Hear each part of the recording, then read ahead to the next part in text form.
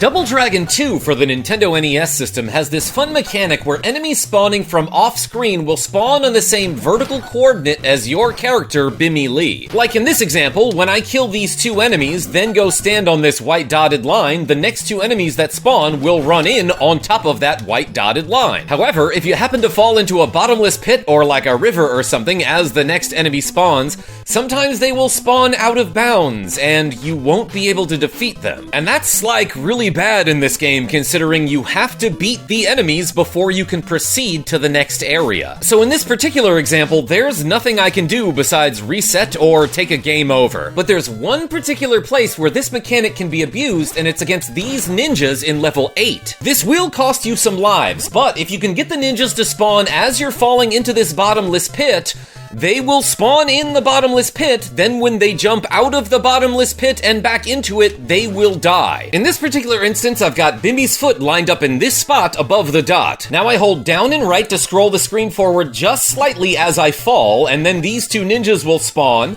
If I get them to jump, I will follow them into the pit again. The next two ninjas will spawn as well, and then they will also jump into the pit. Well, if your friends jumped off a bridge, would you do it too? Actually, Grandma, it saves you a bunch of time in a speedrun, so like, yeah, maybe I would. Anyway, I thought I'd share this thing with you, so thanks for watching and tell your friends I'm great.